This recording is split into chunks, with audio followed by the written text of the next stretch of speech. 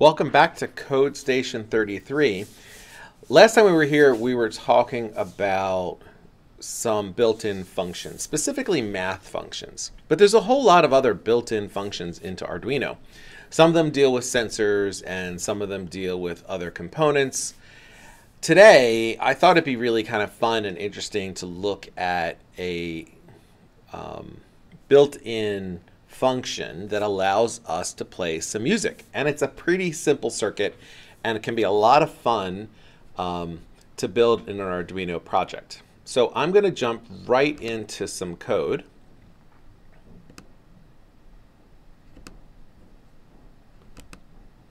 There we go.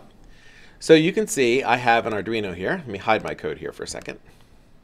And I have this little buzzer. Okay, this is called a piezo, or a piezo, P-I-E-Z-O, and it's really just a simple little buzzer. It is a 3-volt little buzzer. They're easy to get, easy to find. When I have my circuit, you can see I have it in a PWM pin, which remember can do an analog write. So we can send out those fake kind of analog signals through those pins that have the little tilde next to them. And then the other thing I have it into, if I can stop zooming in and out, there we go, is my ground. So really that's it. And if you look at the diagram for the speaker, there is a positive and there is a negative. So it's pretty easy to see which is which and how to hook this up. If you look through your stuff over here on the right hand side, you can see it's right down here at the bottom, and this is our circuit. So it's pretty easy to find and an easy circuit to build. So let's look at the code. So the first thing I've done in my code is I've set up some variables, and since I'm doing music, I'm going to talk about doing quarter notes, whole notes, eighth notes. If you know anything about music, I always like to start with a quarter note. And a quarter note at 500 milliseconds is about 120 beats per minute. So if you think about music, music is done in beats per minute, but a computer works in milliseconds, so we need to do kind of a little conversion there for us. And I just set up the quarter note, and then my whole note and my eighth note, I know are just going to be multiples and fractions of the quarter note. And you could do the same thing with a 16th note, any other size note that you needed to fit in there. So my whole note is going to be 4 times my quarter note, and my eighth note is going to be half of my quarter note. Now, I know we're doing, this is a float times an integer, and we're storing it inside of an integer, but that's okay because I know the answer to this question is going to be a integer. It's not going to be a decimal. In fact, there's actually some issues sometimes with code where it throws some extra information in when you do multiplication. It's kind of called a round-off error, where the computer can't quite display doubles, not doubles. Yeah, it can't quite display doubles correctly because it's technically using binary. So this actually solves that problem and guarantees that our eighth note is going to be half of our quarter notes. It's going to be 250 milliseconds. Now you could just type in 250 milliseconds, but what I like about this is that I can change the speed of the quarter note and it changes everything else. I don't need to worry about changing everything. I only have to change the speed of the quarter note. Then what I've done here, as you'll notice, I have all these other different variables defined. They're notes. So C4 is middle C. And what I have in here are the frequencies of my different notes that are listed. So there's a chart for that of all the different frequencies in hertz. That means cycles, remember we talked about cycles per second, are hertz. So middle C is down here, and it's 261.63 hertz. A4 is a perfect integer of 440 hertz, which is a lot of times people will tune their notes to either A4 or G4 because there are perfect integers, and it's a lot easier to tune to a perfect integer than it is to some decimal. So all of our numbers are here, but these again are kind of difficult to work with. We don't want to have to type this number into the code all the time. So I created a variable that represents each of the different notes. And I had to get a little creative with sharps, so I just did CS with a capital S using my camel case there for C sharp, D4, D sharp 4. I didn't do any flats, I just did everything sharps. But if you wanted to, you could do sharps and flats and put them all in and get an entire listing of all the different possible frequencies in all of these different octaves, all the way up to, 8 octaves. Okay? So we can go all the way through all of those. And you can do the math on this, and you can see that they do increase in incrementals. So you could actually figure out more if you needed to. The only setup here is to set the speaker pin as output. So I have my speaker pin verified and identified as pin 6. And then I have my speaker pin, which is set up to output. Now, here is the first statement here. The function, let me uncomment this. The function is called tone. And this is built in.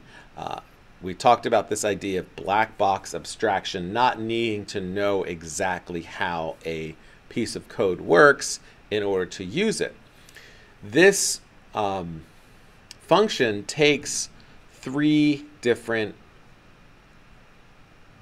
arguments to send to the 3 different parameters that are written in code. The first one is the pin that we're going to be sending this information to. The second one is the frequency, and the third one is the duration. Now, I'm not quite sure how they wrote this, but I found that you don't really need this third parameter. What you need to do is put a delay in there. So we have to have a delay that is the same length as the note. Oops. Those two have to work together. You have to have a delay the same length as the note. So what I found is if we don't put the length of the note, it's really not that big of a deal. We still have the delay because the computer will just play the note.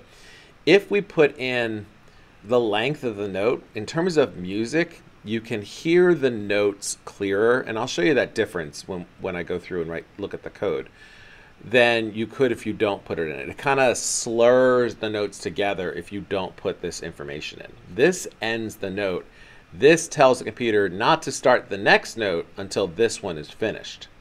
So those combinations of ending the note and waiting the note are useful. You might, want to put in a slightly longer delay, maybe a 1 or 2 milliseconds, just to kind of make that break a little bit cleaner. It's up to you, and you can kind of see how it sounds.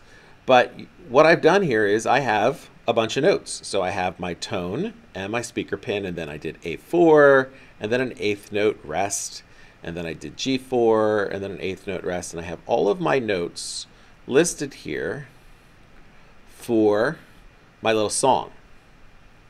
You can see it takes a lot of notes. Then at the very bottom here, I have this really interesting method called no tone. This shuts it off. This stops the note from playing. And then I have another delay of a whole note, and I just put this in there to kind of create a break before it loops back up and plays the song again.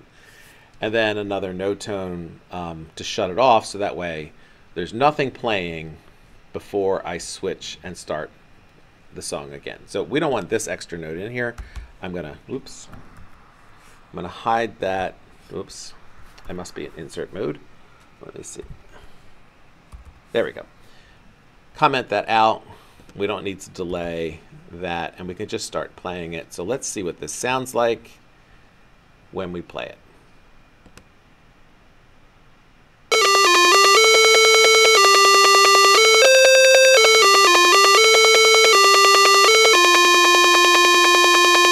So you can notice it's kind of like Mary Had a Little Lamb. I think I got the last couple notes a little wrong, but you get the idea. Let's try this again. I'm going to go back. I'm going to put in all of these extra parameters to see if you can hear a difference. So I'm going to just pause this for a second while I put this in. Okay, so now I have added in that extra argument. that tells the duration of the note, and then I have my delay. So I can see I have my speaker pin, my note, and then my duration is an eighth note. You'll really be able to hear it down here where I have my quarter note delay but I'm actually only going to play it for an eighth note. So the time will be for a quarter note, but I'm actually only playing it for an eighth note. Kind of like if you just had a piano and you kind of went plink, a little more staccato if you're looking at musical terms. So I'm going to hit start simulation and we'll see what this sounds like.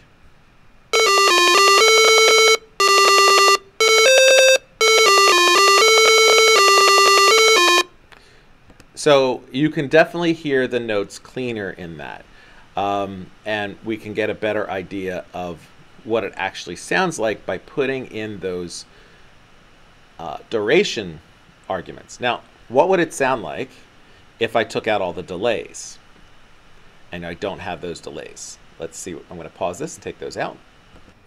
Okay, so now I've gone through and taken out all of the delays, and I just have the actual tone function where I play the speaker pin, the note, and the duration with no delay between the two notes. So let's see what that sounds like.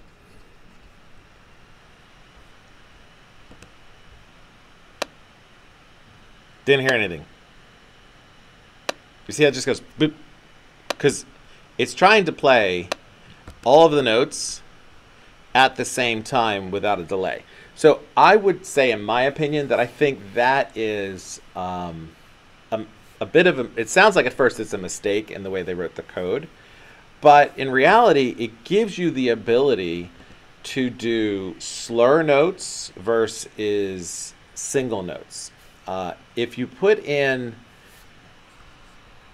the amount of time it takes to play the note, let's say you have a 16th note length of it playing, and then you have a delay of an eighth note, what that'll do is it'll play the note really, really fast, kind of like a staccato way of playing it, and then, but it'll still have the length in the music of an eighth note. So I think that's kind of interesting in that the way they put that in there, it gives you the ability to really kind of carry out some of those musical features that you would normally find in sheet music, and it allows you to do something a little bit more complicated than just play notes at a very rhythmic, solid pattern. So I think you're going to have some fun playing around with this and writing some of your own music and exploring. It's definitely a fun Arduino project. I hope you've enjoyed it. I will see you next time.